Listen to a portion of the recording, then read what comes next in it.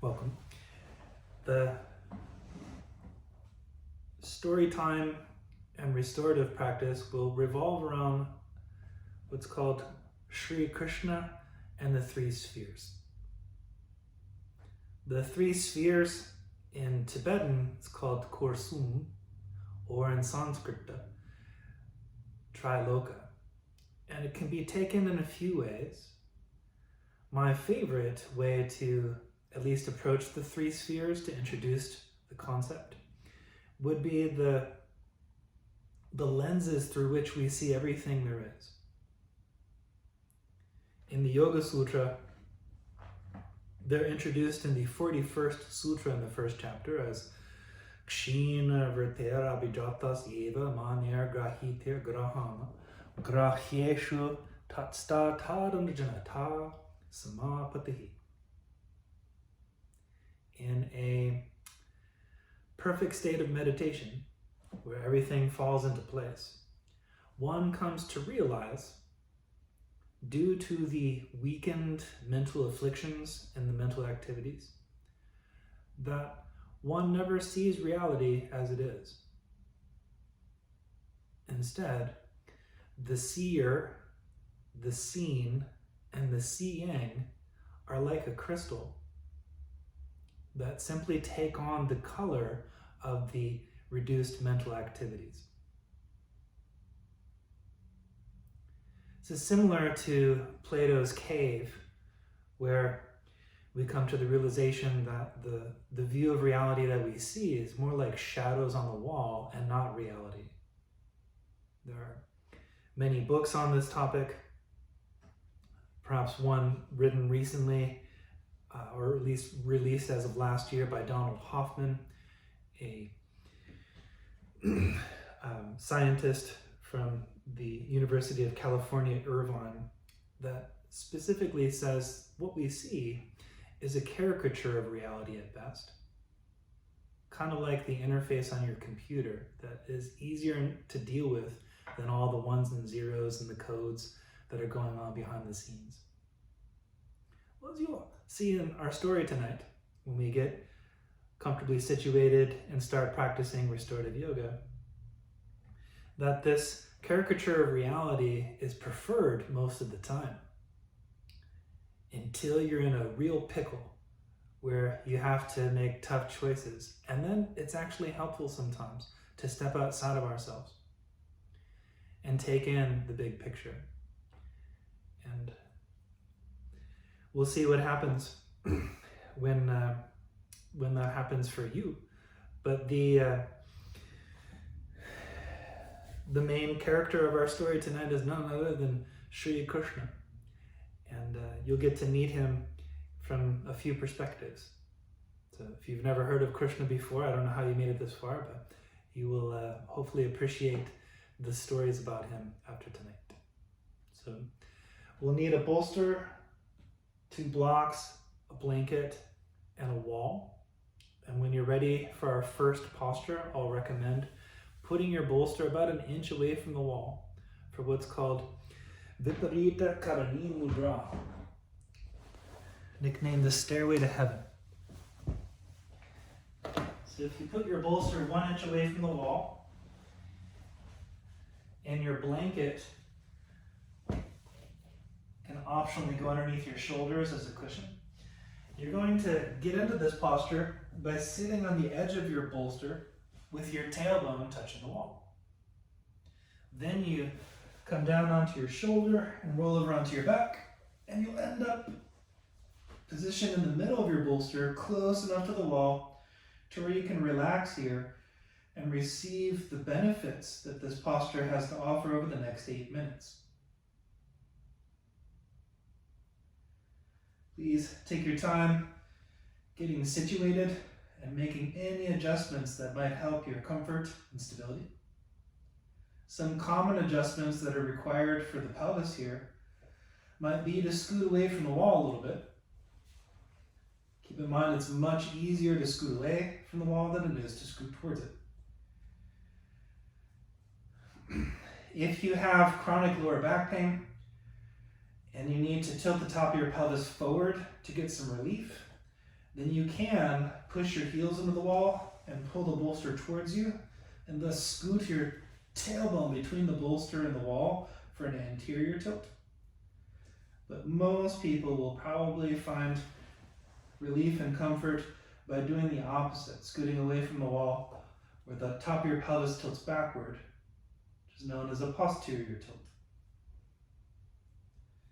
Consider resting your arms at about 45 degrees, palms facing up, and over the next 7.5 minutes, I'll encourage you to just observe the breath as it comes and goes. You don't need to control it or force it to be something other than what it is.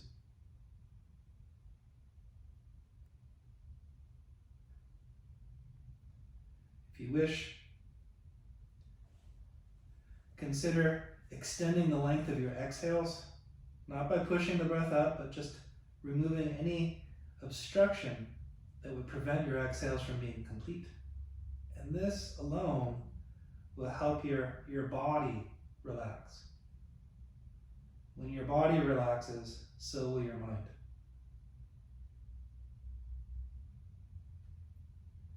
Let the inhales take care of themselves.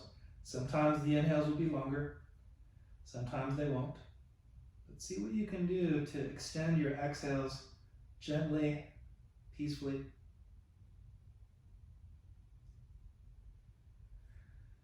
One last thing, while you're settling into stillness here and soothing your body with calmness, try to concentrate your attention in the here and now, in the present moment, inside of the shape of your physical body, on what's happening as it's happening.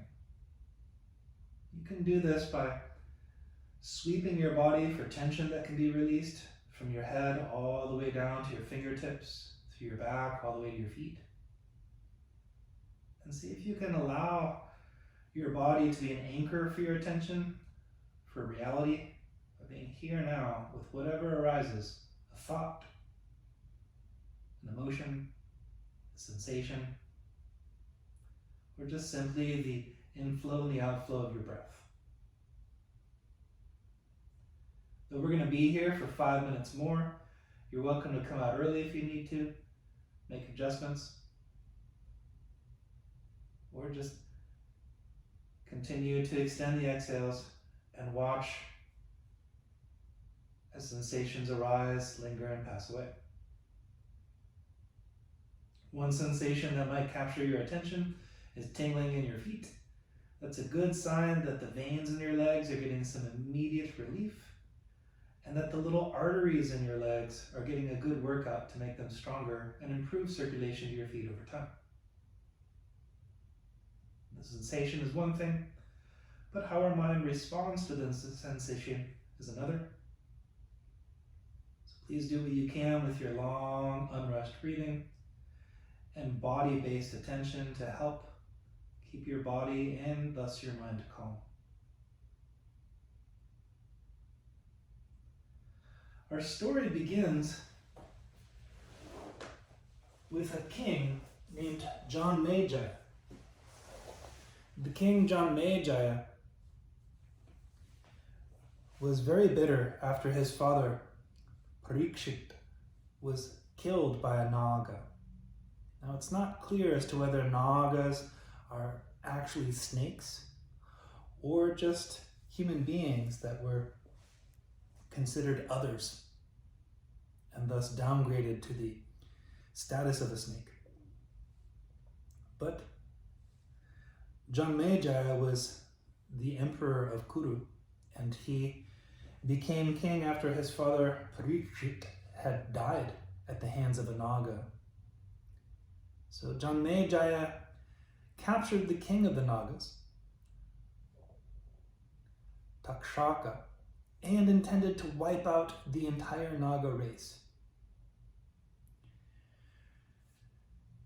As he was about to carry out his plan, he was thus interrupted by a small boy, a boy who was the son of a Naga and a Kuru. And this boy relayed to Janmejaya a story about his own great-grandfather, Arjuna. The story is called the Mahabharata. So Janmejaya, before he executed Takshaka and the Naga people, listen to this boy talk about his own, Janmejaya's own great-grandfather, Arjuna. Once Arjuna and his brothers had been given the impossible task of taking an area of Kuru called Indraprastha, which had fallen into ruins, and they were asked to take this land and protect and make it flourish. As Arjuna and his brothers arrived to the ruins of Indraprastha, they saw people who were scared and didn't even realize that Arjuna and his brothers were there to protect and serve them. So they were attacked, both verbally and physically. But Yudhishthira, Arjuna's oldest brother, explained to the people of Indraprastha that he was their prince and he was there to protect them. This allowed them to come out from the darkness, from the shadows, reveal themselves. And it was at this point that they saw a very dark figure. He was a black man. And he stepped out of the shadows as well and said, "You are in danger." Yudhishthira said, "Who are you?" And the dark figure said, "I am Vasudeva Krishna. There is a team of assassins that are coming to kill you and burn this place down at about midnight tonight. If you listen to me, we can stop them, we can set a trap for them, but we must act now." Yudhishthira agreed, and there was a ditch that had been dug many years before that was between them and the band of assassins coming. So they spent all afternoon putting leaves and twigs and things to cover over the ditch so that it couldn't be seen from the direction that they were coming. And when night had fallen, it was almost time to encounter and stop the assassins. And that is when Vasudeva Krishna said, "I must go and attract them so that they will fall into the trap. I need one volunteer." He looked at the Pandavas, Arjuna's brothers, and he looked right into Arjuna's eyes. He said, "Arjuna, will you step up?" So Arjuna grabbed his bow and went with this mysterious dark figure, Vasudeva Krishna, into the darkness in the direction of the assassins. There was a lot of silence, and as they were walking, Krishna lit a torch which illuminated both Arjuna and Krishna's faces. And Arjuna said, "Krishna, don't you think that the assassins that are coming to kill us will probably see that fire?" Krishna said, "Yes."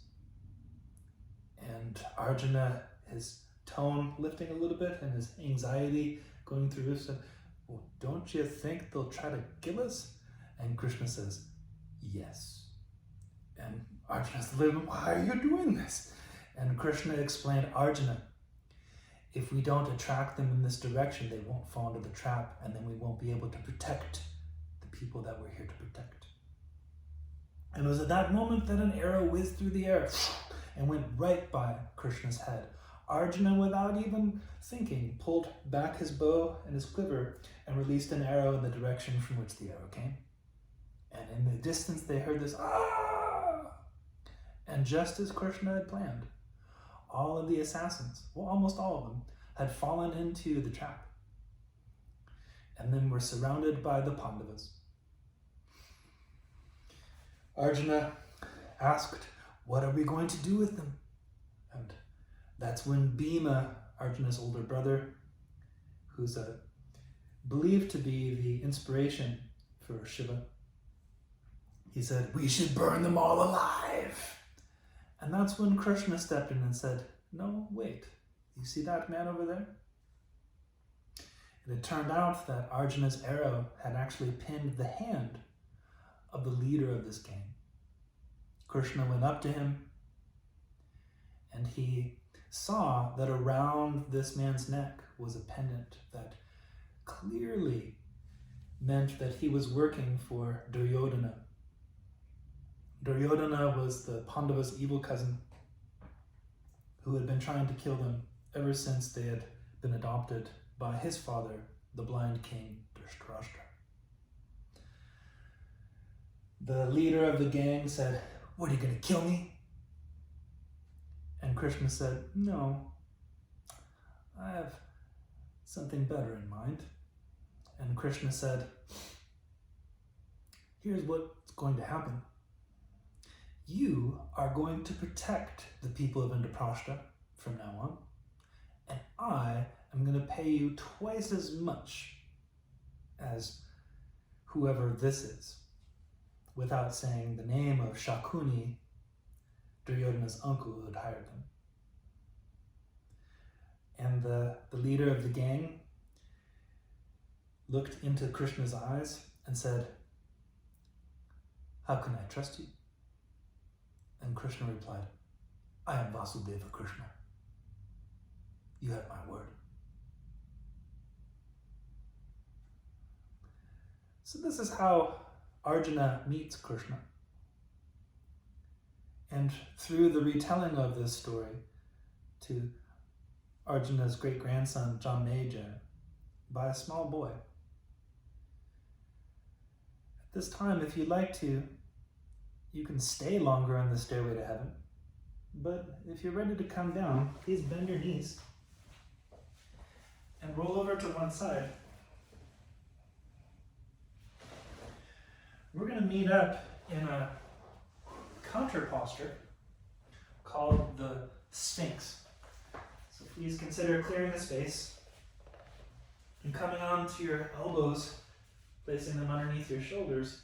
Give yourself a minute to just acclimate to this posture.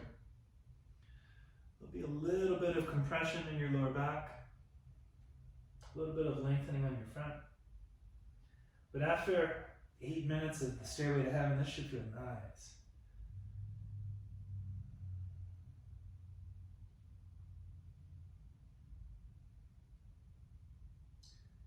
Please continue the long, gentle exhales, unforced inhales. And continue to make your body an anchor for your attention, a touchstone for reality, so you can be here now with whatever happens as it's happening. Now, I'll show those of you who are interested in a little technique to help deter future lower back pain or manage the pain you have if it's too late to prevent it. Consider doing 3 sets of 10 cobra push-ups.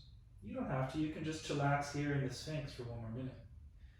But if you're game, walk your hands underneath your biceps, and without lifting up too high or clenching any of your muscles, especially your glutes, just come up and down 10 times. By the 10th time, come back to the Sphinx and rest for a breath or 2.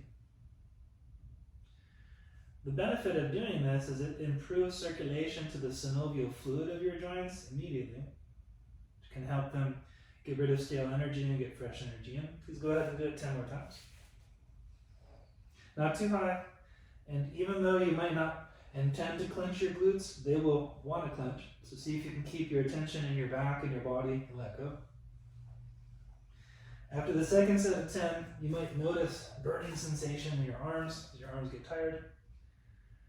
That's one of the byproducts of this lower back intervention. So you'll get a stronger upper body as well. But when you're ready for the third set of 10, try to keep your whole body unclenched and do it one more time. The burning sensation in your arms will get louder. But see if you can continue to complete all 10.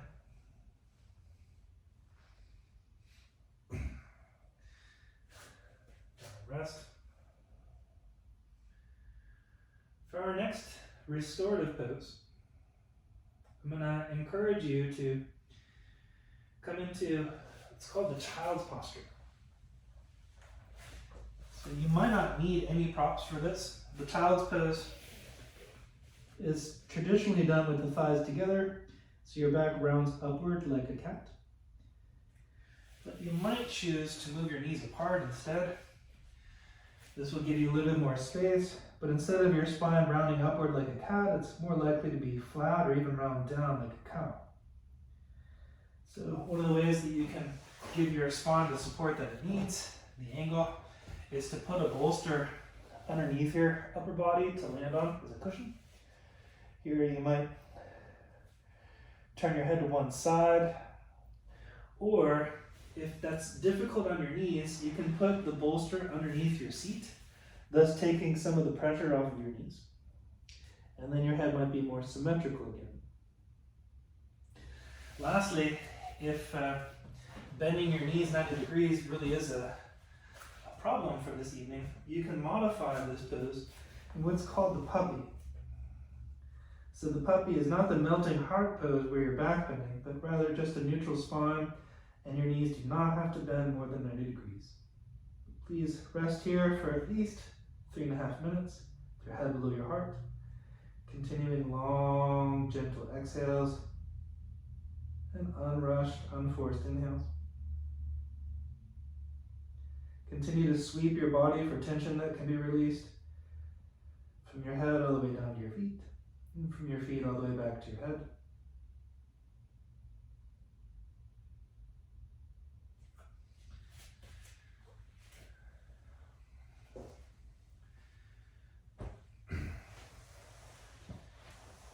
About a year later, Indraprastha became the place to be in Kuru. It went from being the toilet of Kuru to the bee's knees of Kuru. Everyone wanted to live in Indraprastha because it was well protected, and if you wanted to make an honest living, then that was the place to go to see the profit from your work. Many events had taken place that had finally led to Arjuna's older brother Yudhishthira being crowned king. He was to be made king of Indraprastha before his cousin, the king of Kuru's son Duryodhana, was made king of Kuru. This is something that Duryodhana did not like one bit. Not only was he frustrated that he was not able to kill his cousins after many attempts, but to add injury to insult, on the coronation day, in front of everyone in Kuru who had come there to see Yudhishthira crowned king, Yudhishthira decided that he would make a special offering to Duryodhana. And what did he offer? Well, that very same band of thieves and assassins that had been sent to kill them a year before, he offered these assassins and thieves to protect Duryodhana. He offered them back to Duryodhana for protection. Duryodhana's heart rate went through the roof, and he was about to challenge Yudhishthira right there in front of everyone to a duel when his uncle Shikuni said, "It's not worth it. Take a deep breath. Think it through." In addition,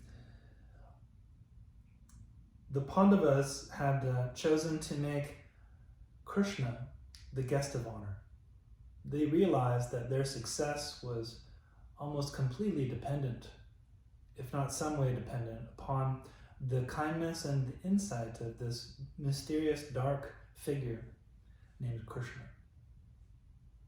So as they announced their guest of honor being Krishna, Krishna went up and accepted the honor, and one of Krishna's foes, Shushipala, was not happy at all about Krishna being named the guest of honor. If you have your head turned one way, please turn it the other way. Got about 2 more minutes here in the child's pose. So Sushupala just wouldn't let up making insults about Krishna. Maybe you've heard of this one insult. It's kind of common. He said, Krishna, he's not even a warrior, much less a king.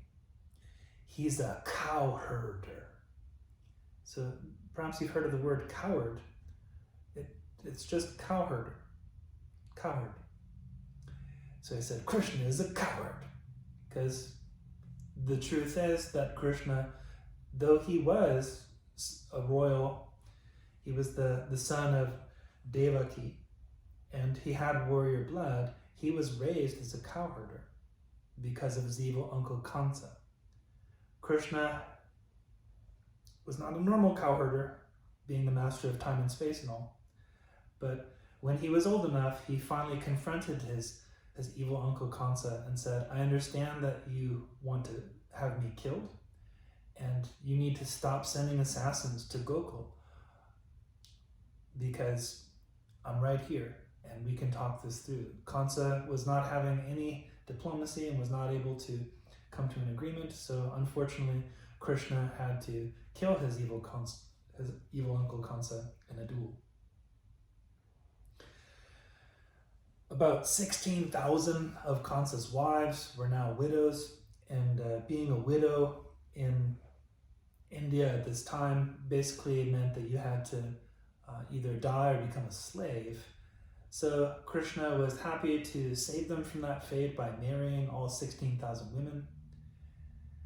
And this offended Kansa's best friend, Shushipala, to no end. So finally, back to the coronation of King Yudhishthira, when they announced that their guest of honor was Krishna, Sushipala was not having any of it. He's like, he is a coward. And Krishna said, I understand that you are upset, Sushipala, because I had to kill your best friend, my evil uncle Kansa. So I will forgive 100 insults, but not 101. So Sushipala just went on and on and on and on till he got to the 100th insult. And after that, Krishna took his Sandarshan chakra and he cut off the head of Sushipala, to everyone's dismay. And as he was catching his Sandarshan chakra, he accidentally nicked his arm as he was putting it back into his pocket. And though Sushipala was dying on the floor, there was a little bit of blood on Arjuna's arm. And that's when Draupadi, the wife of Arjuna and the Pandavas, came up and tore off part of her sari, which is this Indian dress, and wrapped it around Krishna's wound. This would come to play a role later on in the story. But for now, it is time to come out of the child's pose. Please kindly make your way up into the table posture. And consider moving your hands forward just an inch or so that they're slightly forward of the shoulders. Press into your fingertips and thumbs first, and then the four corners of your palms. And just begin to lower your belly on the inhales and lift your chin, what's called the cow. And then around your back toward the ceiling and tuck your chin, what's called the cat. Please move back and forth a couple more times to the rhythm of your unrushed breath.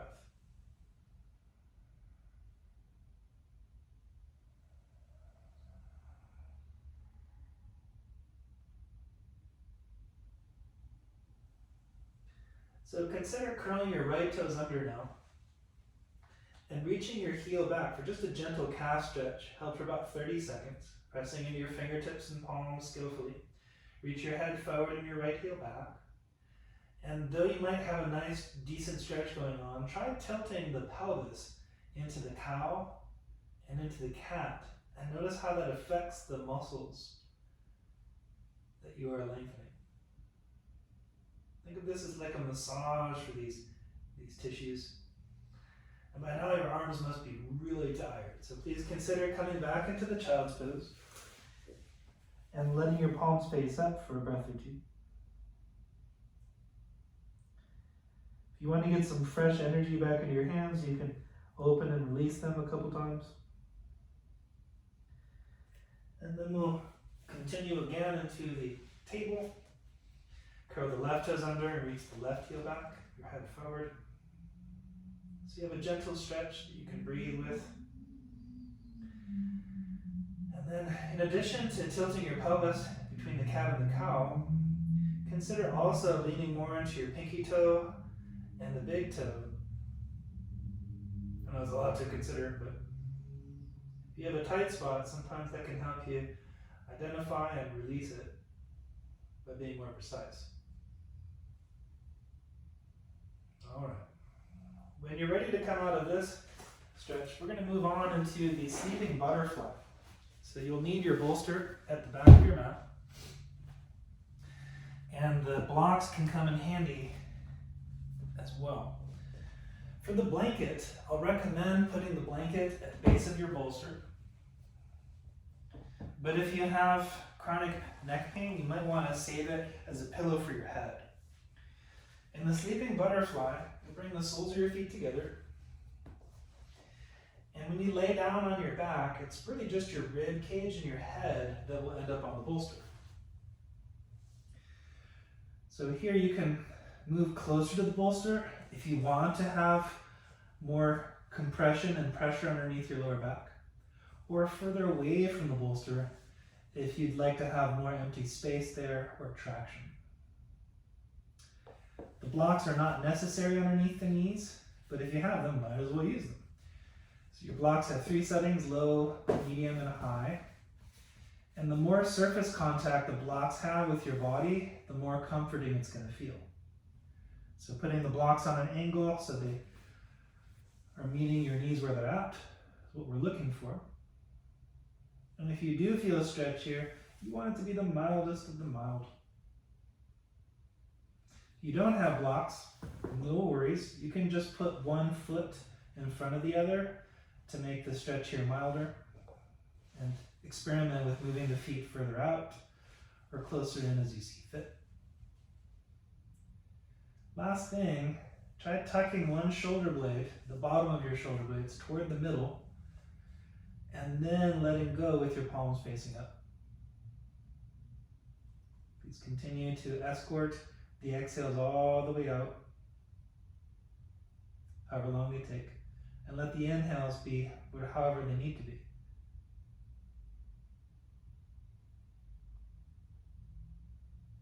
Furthermore, sweep your body for tension that you might find in your face, your neck, the jaw, the teeth, the eyes, all the way down the front of your body, all the way up the back of your body. And try to keep your attention here in the present moment on whatever's happening as it's happening.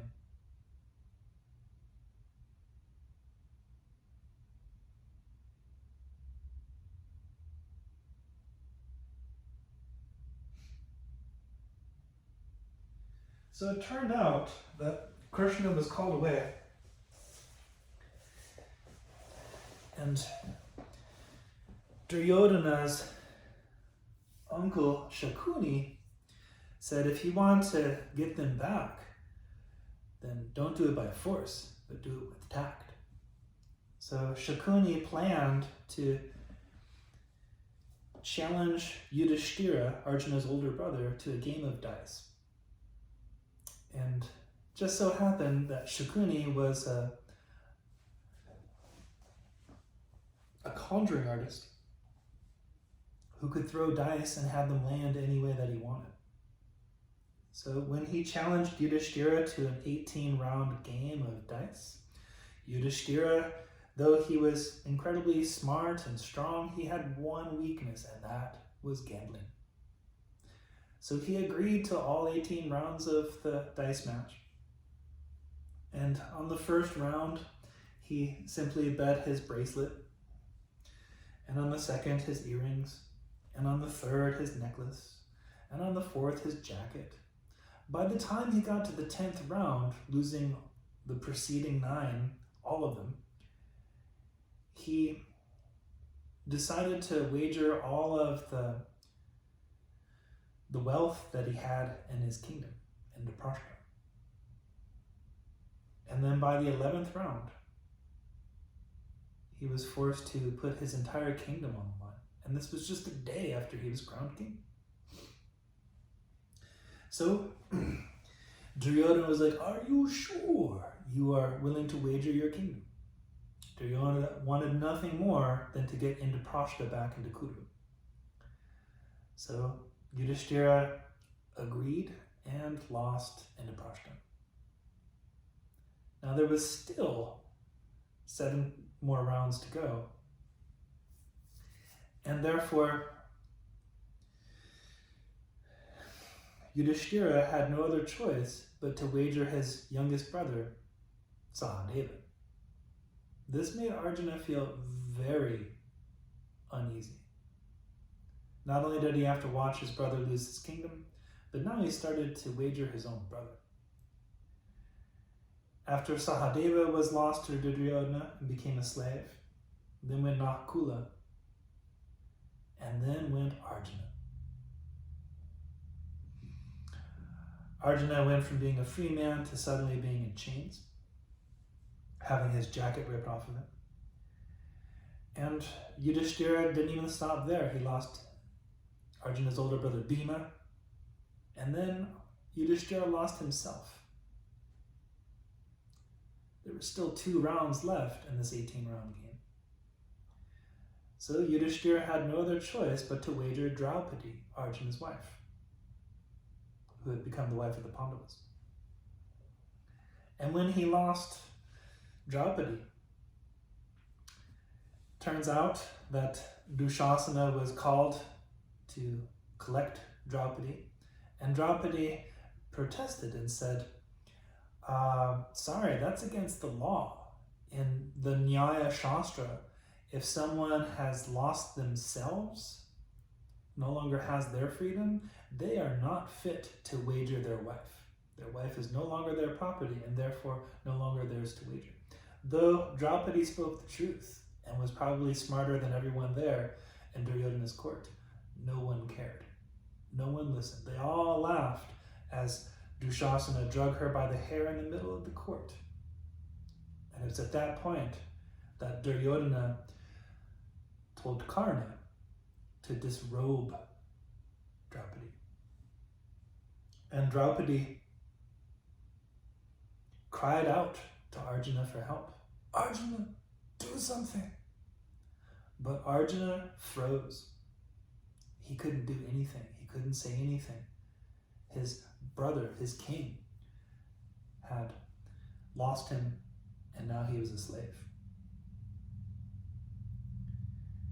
With Draupadi there and Karna pulling on her sari, she had nothing left but to ask, to cry for help to the one person that she knew could read her thoughts, who was always there. And that was none other than Vasudeva Krishna. She said, Krishna, please help.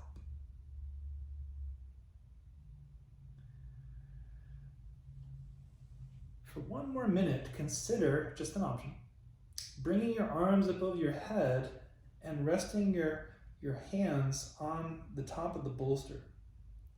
This will bring a gentle complementary stretch.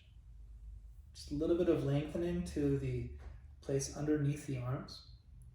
So you can move your hands closer, kind of like you're putting your hands underneath your head, or further for nuance. You can even move your hands further apart. But see if you can rest your arms in this double diamond-like shape for just another minute with your long, unrushed breathing and continuously sweeping your body for tension. So as Draupadi calls on Krishna for help, Karna starts to pull off her sari right there in front of everyone. And as he's pulling her sari, it turns out that no matter how much sari Karna is pulling off of Draupadi, there's just more sari. A huge pile of sari is starting to pile up behind Karna, but he can't seem to pull off Draupadi's sari. This causes a huge commotion, and everyone stops immediately what they're doing, and there's silence. They realize something is going on here. King Dhritarashtra hears about what is going on, and he says, "What is this?" And pulls Duryodhana aside and said, "You what?" And he apologizes profusely that on his coronation day, Yudhishthira has been swindled by Shakuni and has lost not only his kingdom and all of his valuables, but even his brothers into slavery, and now Draupadi.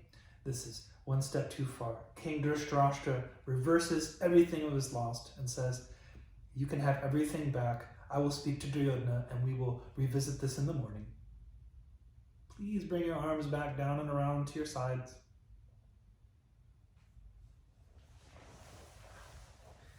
And straighten your legs if you haven't already, from the sleeping butterfly to the sleeping caterpillar.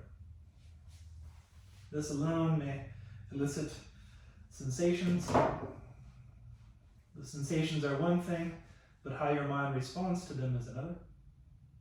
Please use your breath as an anchor to observe what's going on in a non-reactive way.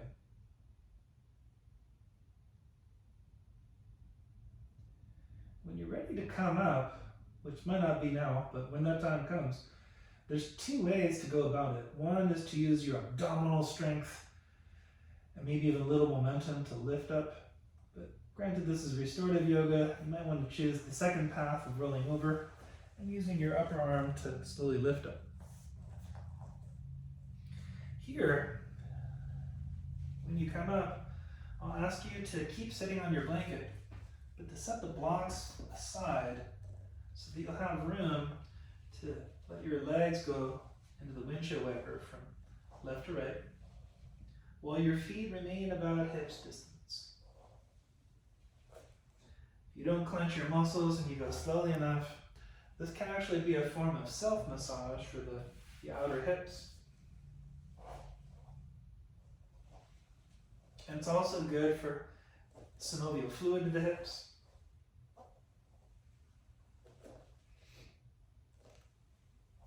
The next restorative pose that we're going to work on is going to help nourish the spine and your internal organs.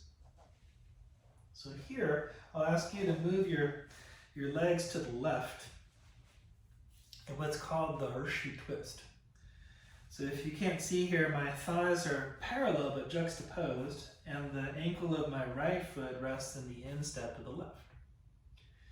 So here in the Shree twist, the mildest version, you surround the bolster with your hands and just lay down on the bolster, your head facing the same direction as your knees. And that's all that you need really in order to breathe deeply and massage all of the internal organs. You can move closer to the bolster for more support or further for less, so that you have the comfort and stability that you need to rest here for a couple minutes. For those of you who are underwhelmed by restorative yoga, or you just feel like you need something more, you can take your top leg and move it back from flexion to neutral or even extension and make it a hip flexor release. So if you have a tight psoas, chronic tight psoas, this can be a nice way to get those areas to calm down and thus receive good circulation. That's one possibility. Another possibility, if you have tight neck muscles, sternocleidomastoids or scalenes, you can turn your head in the opposite direction of your knees. I don't find this comfortable at all. But if I was trying to release tension from that area, I can't think of anything that's more effective. So feel free to play around with the possibilities of the Shree twist. And when you find the right fit, try to continue to guide the exhales all the way out till there's an unforced pause where you can relax the deepest. And then let the inhales take care of themselves. Sometimes they'll be as long as the exhales. Sometimes they'll be half as much.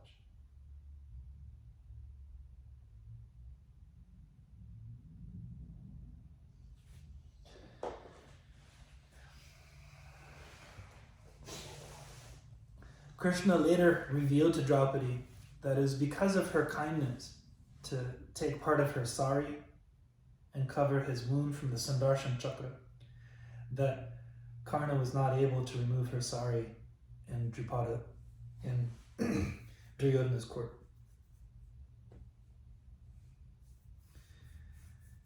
The king, Dhritarashtra,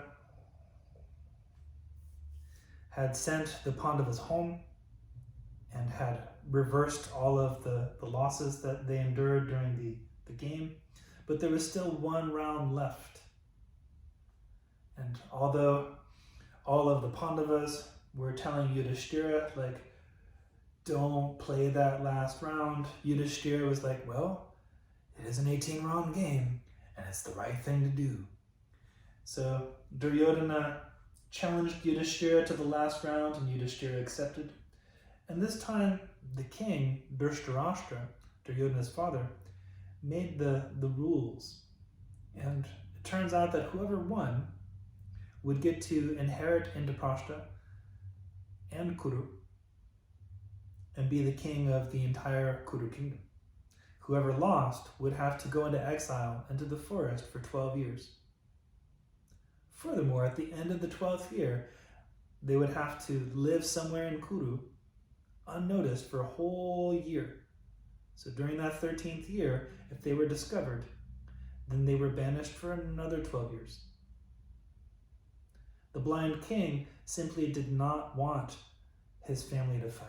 He wanted the Pandavas, Arjuna and his brothers, and his son Duryodhana to never see each other again. Well, I bet you can guess who won that last round of the game. The next day, as Yudhishthira, Bhima, Nakula, Sahadeva, and Arjuna were on their way, Draupadi went with them, but Arjuna wouldn't even look at Draupadi. Draupadi finally said, "Arjuna, look me in the face."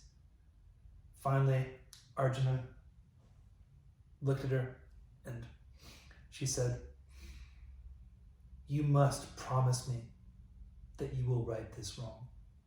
You must promise me that you will have the courage to stand up and make sure that this is fixed." Arjuna agreed to Draupadi, and then instead of going with his brothers, he decided to go off on his own and do like the whole vision quest thing.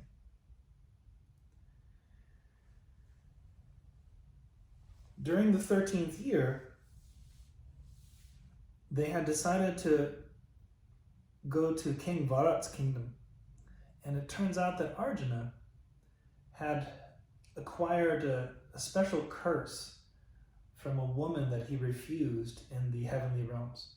She cursed him to being a eunuch for a year, to change his sex.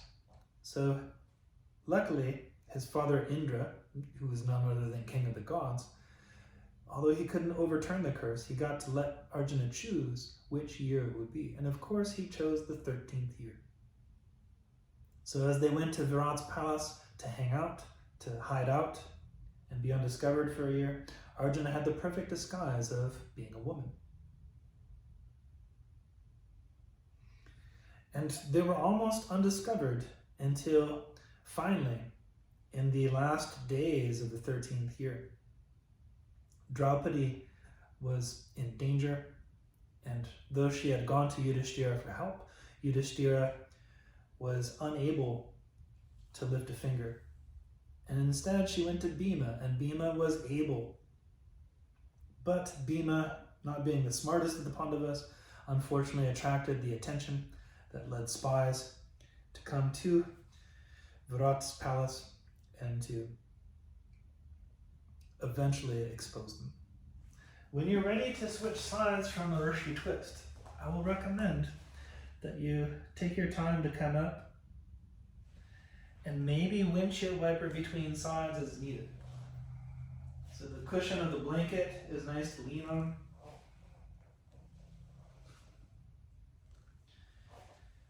And then you switch.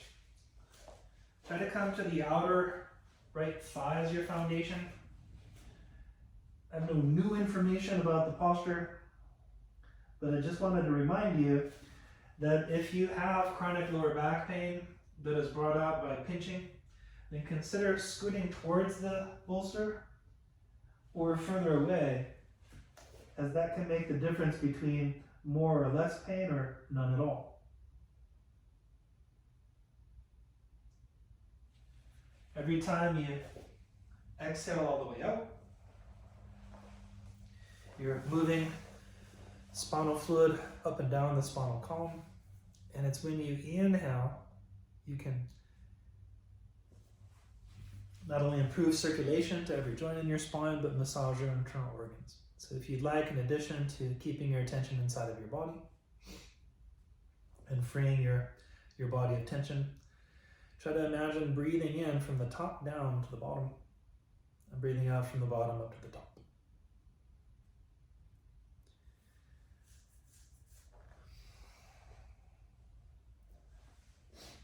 A spy overheard Yudhishthira and Bhima talking and was about to report to Duryodhana when he was stopped by none other than Vasudeva Krishna. And he said, "They're coming. It's too late."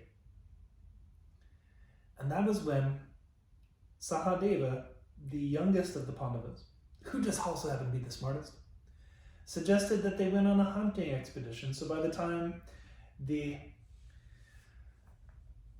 Kurus, Duryodhana, had come for them, they would not be there. So they could not be discovered. And this worked very well, except Arjuna was not able to go with them because he was a woman, and his job was to look after the Virata's son. So as the Kurus eventually approached Virat's palace and attempted to take over, Arjuna, being a woman, had no choice but to listen to the wishes of Virat's son, who asked Arjuna to be his charioteer to defend him against the evil army that was attacking. So Arjuna did saddle up the horses and put the armor on the king's son.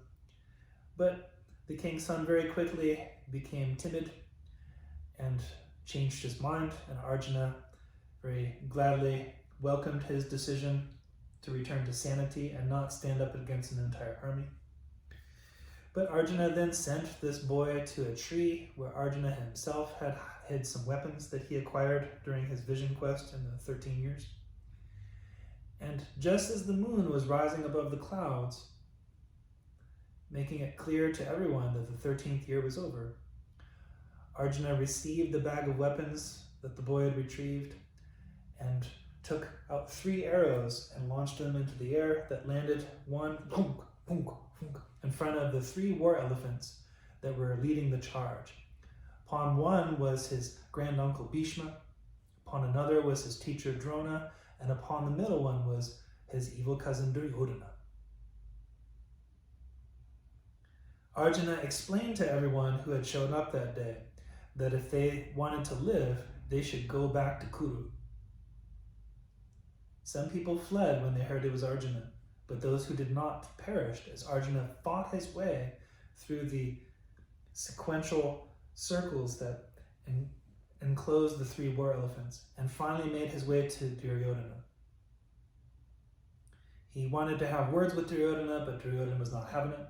So he sent his teacher Drona to fight Arjuna. And Arjuna and Drona fought off, but it was a draw. One could not defeat the other. Finally, Drona had knocked Arjuna unconscious and got back on his war elephant. Duryodhana asked Drona, "How come you didn't kill him?" And Drona said, "My king, you have hired me to protect you, and that unconscious man poses no threat. Kill him yourself if you must." So Duryodhana got off of his elephant and went up to Arjuna. So Domanavadi. And that was when Arjuna became awake again and very quickly scissored kicked Duryodhana face first onto the ground and got up within seconds, picked up Duryodhana's sword and put it right next to Duryodhana's head and said, "Why should I not kill you?" Duryodhana was speechless, and Arjuna said, "I'll tell you why I'm not going to kill you, because if I wanted you dead, you'd be dead already. But I have come to take back my wife's honor that you took 13 years ago." And that is when Arjuna took the sword and very swiftly trimmed Duryodhana's mustache, one that he had been growing for quite some time, which was a social status. And having his mustache trimmed was very, very insulting. Arjuna told Duryodhana to call off his guards back to Kuru.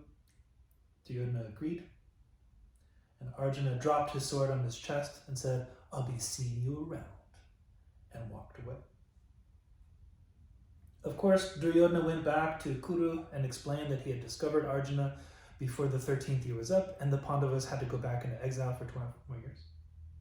Back in the day, the king's word was the truth, even though everyone who was present there saw that Arjuna was not discovered until after the 13th year had ended. When you're ready to, please slowly come back up from the Rishikut. And prepare your body for a formal resting pose, Shavasana.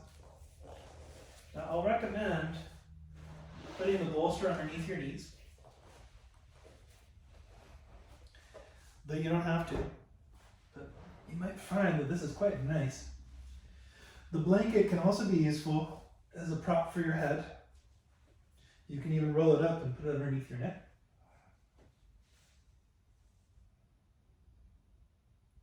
But allow your body to get as comfortable as you can in this symmetrical and undemanding posture. For the next few minutes, you don't have to breathe a certain way anymore. And if you've been concentrating your attention inside of your body in the present moment, then you don't have to do that either. You can just sweep your body for tension and let go. Let the breath do whatever it needs to do. And let your attention, let your mind do whatever it needs to do.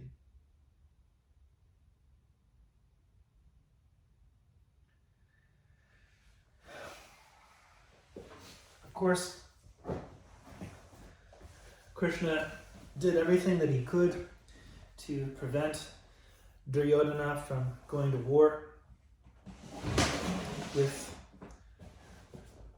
the Pandavas, but was unsuccessful through diplomacy. And sure enough, the day of the Kurukshetra war beginning, Arjuna asked his good friend, and who he later found out was the Lord of Time and Space, to be his charioteer. And he asked his charioteer, after he heard the conch shells blowing of his granduncle Bhishma and his teacher Drona, to pull his chariot right up between the two armies to see if it really was them that had shown up to this unjust war. And sure enough, Arjuna was flabbergasted that his granduncle Bhishma and his teacher Drona had shown up on the Kaurava side, the wrong side of this war. And that is when the Bhagavad Gita begins. And Arjuna explains to Krishna that war is dumb, war is stupid, war is wrong. I would rather let them kill me than to harm a single hair on their head. I should just be a yogi. And to this, Krishna replies, "Oh, Arjuna, my warrior friend, I was not aware that you were a part-time philosopher. What wise words and poor timing. Please consider the short and long-term consequences of your actions." And he goes on to give 17 different types of yoga with which Arjuna can confront the situation and do his duty as a warrior to defend the people of Kuru and defeat the evil army of the Kauravas. Now this story has come to us in a tale from a different country, from a different time, that might be difficult for us to understand. But consider that this is the hero's journey, and it is the hero of 1,000 faces that has been retold over and over and over again. All of us will come to a point in our life where our heart is torn into two, where it seems like we have nothing but two bad choices to make. And the takeaway from Krishna's teaching to Arjuna is that the way you are seeing the world is not the way it actually is. It is simply a caricature of what's going on at best. And instead of getting lost in the drama and believing the characters on the screen for what they are, see reality as it is. The simplest takeaway of the Bhagavad Gita is that Krishna offers Arjuna 3 types of yoga. Basically, 3 types of yoga with which he can heal his heart and do what he needs to do. The first type is karma yoga, where you take action, but without grasping to the fruit of your efforts. Allow the world, allow people to be how they are, the way it is, and do your good deeds without grasping to the results. The second type of yoga is called Jnana yoga, the yoga of wisdom. And this is the yoga of knowing which actions to take and which actions to avoid, kind of like the yamas and the niyamas in the 8 limbs of yoga. And then lastly is bhakti yoga, the yoga of devotion, the yoga of the heart. And in that, Krishna reveals to Arjuna his true nature. Arjuna says, please show me your true form. And then chapter 11, Krishna does. And reveals to Arjuna that he is not just his friend Vasudeva Krishna that saved him back in the day, but nothing less than everyone and everything. One of the coolest things that Krishna does is that he not only says he is the best of the best, but also the worst of the worst. Arjuna very quickly asks Krishna to go back to being the person that he knew him as. But from that moment on, Arjuna no longer questions Krishna in the way that he did. And that gives him the faith to man up and confront the situation and do what he needs to do. If you don't like this telling of the hero's journey, then consider that this story has been recently retold again and again. And most recently, in The Watchmen, the remake of The Watchmen has none other than Angela Abar as Arjuna and Dr. Manhattan as Krishna. It's a very, very well done series that has had an impact on many people's hearts.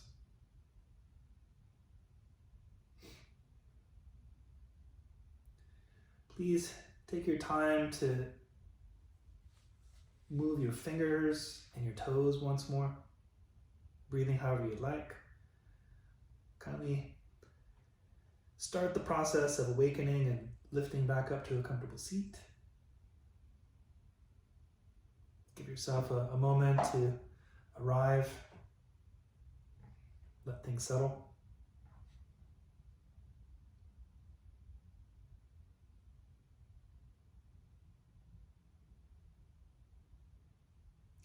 After hearing all of this, Janmejaya thanks the young boy. Says, you're right. And instead of killing the Naga king, Takshaka, he sets him free, and he convinces everyone to stop the aggression and the war against all the Nagas. And from that day on, the Nagas and the Kurus lived peacefully together. So stories are stories, but they are not of no consequence. Even though this is a fictional tale, a myth, a mix of fact and fiction, stories can have a real impact on our life. So thank you so much for taking this time out of your Sunday evening for Restorative Yoga. Thank you for sharing with me. And thank you for all that you do to make this world a better place, knowing that you may never be done. The practice continue. The light in me honors the same light in you. Namaste.